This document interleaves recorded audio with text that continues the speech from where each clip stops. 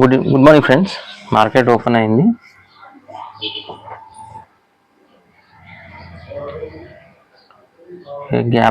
Gap down open అయింది.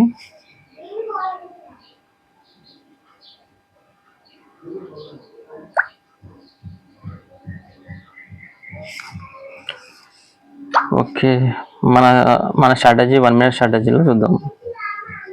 ఒక second.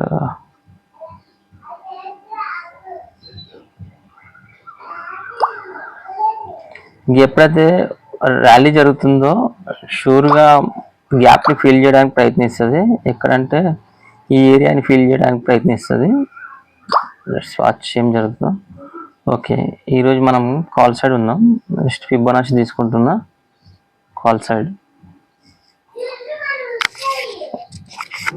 ఉందో ఫిబొనాచి తీసుకున్నా.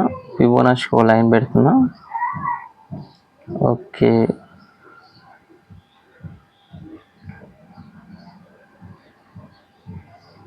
మీకు చెప్పాను కదా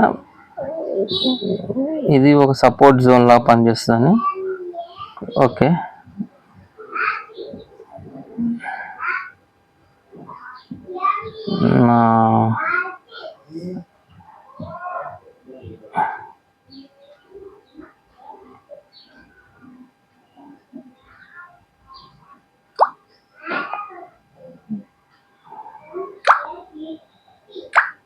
కన్ఫర్మేషన్ క్యాండిల్ మనకు దొరికేదాకా వెయిట్ చేయాలి. ఓకే, ఇది బ్రేక్ అయింది. 1 minute support resistance support zone break అయింది. రెస్ట్ పుట్ సైడ్ వెళ్ళిపోతా. కొంచెం గ్రీన్ కనిపిస్తే నాకు కొంచెం గ్రీన్ కనిపించాలి. Okay okay, put side entry అయినా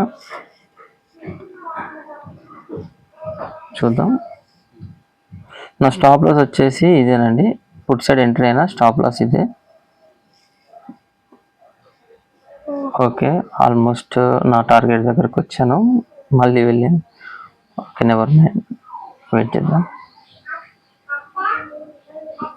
అగ్రెసివ్ ఉంటుంది, కాకపోతే నో ప్రాబ్లం.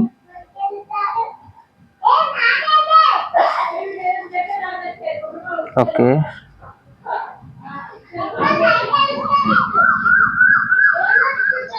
డెఫినెట్గా ఒక రీట్రేస్ వస్తుంది. వెయిట్ చేయాలి. ట్రేడ్ తీసుకునేటప్పుడు నాకు ఒక్క నిమిషం. సారీ, ఇది కాదు.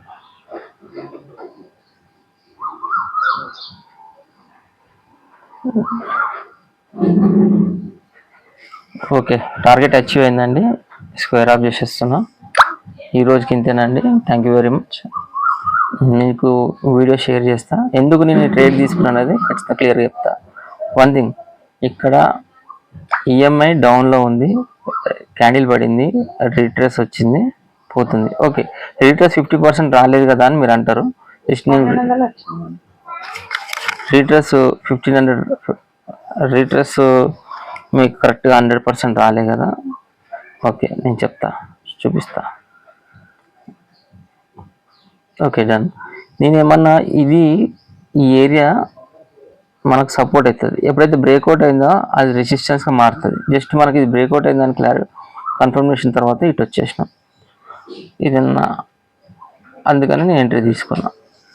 సో ఈ ఎంట్రీని క్యాప్చర్ చేసిన. నాకు ఈరోజు ప్రాఫిట్ వచ్చేసి 1200 రూపీస్.